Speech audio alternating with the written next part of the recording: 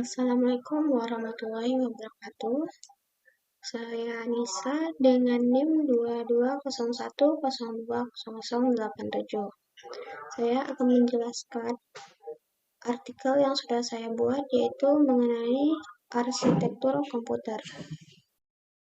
Yang pertama yaitu pengertian arsitektur komputer.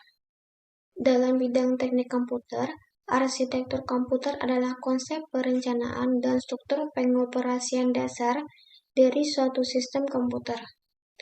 Arsitektur komputer ini merupakan rencana cetak biru dan deskripsi fungsional dari kebutuhan bagian perangkat keras dan yang didesain atau kecepatan proses dan sistem interkoneksinya. Dalam hal ini, implementasi perencanaan dari masing-masing bagian akan lebih difokuskan, terutama mengenai bagaimana CPU akan bekerja, dan mengenai cara mengakses data dan alamat dari memori, cache, RAM, ROM, cakram keras, dan lainnya. Arsitektur komputer juga dapat didefinisikan dan dikategorikan sebagai ilmu dan sekaligus seni mengenai cara interkoneksi komponen-komponen perangkat keras untuk dapat menciptakan sebuah komputer yang memenuhi kebutuhan fungsional, kinerja, serta target biayanya. Kemudian skema arsitektur komputer dan jaringan dasar.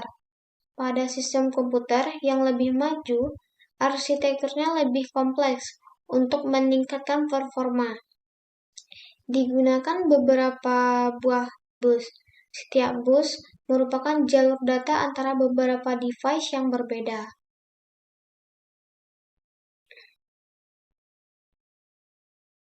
Selanjutnya adalah fungsi arsitektur komputer.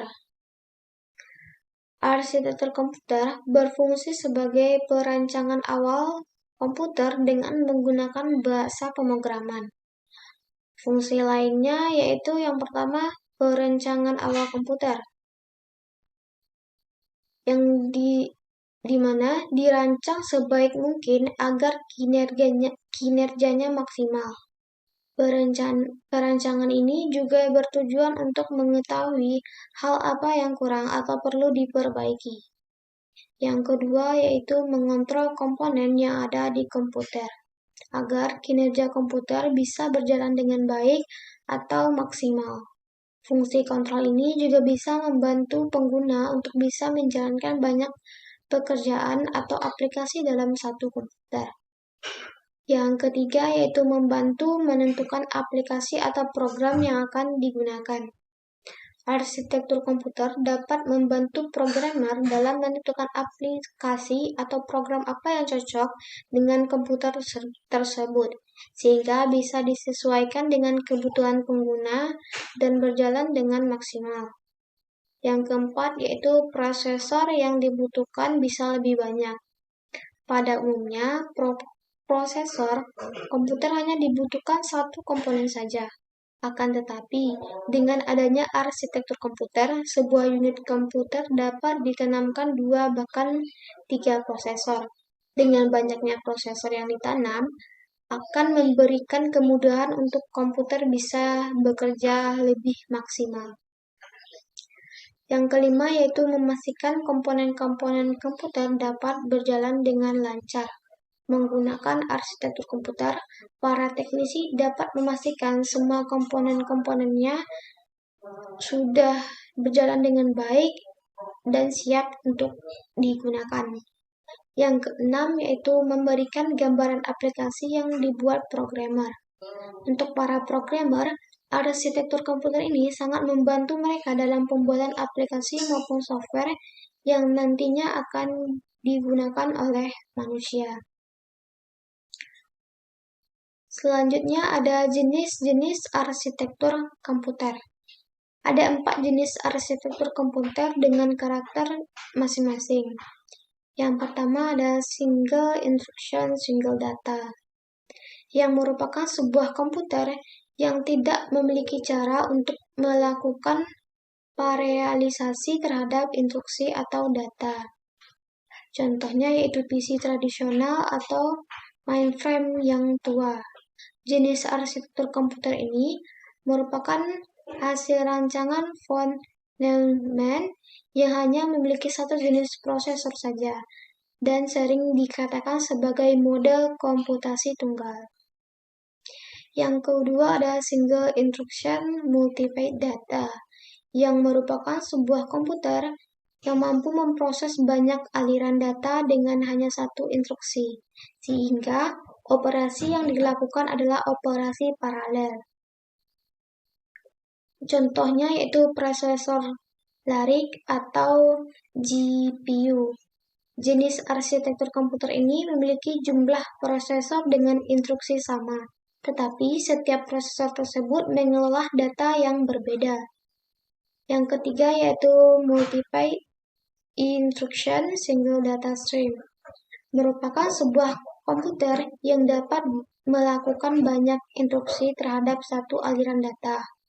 Komputer ini tidak memiliki contoh karena meski pernah dibuat, hal itu dibuat sebagai purwarupa dan tidak pernah dirilis secara massal.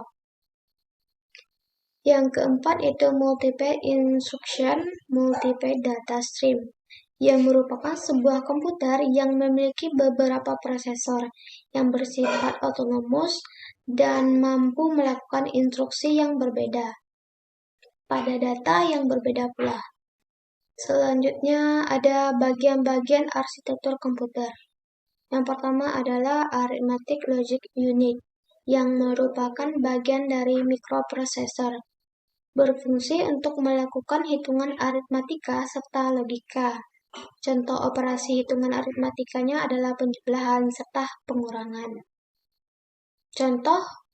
Sedangkan contoh operasi logika ialah AND serta OR yang meliputi perbandingan dua buah elemen logika dengan menggunakan operasi logika, yaitu sama dengan, besar sama, dan lainnya.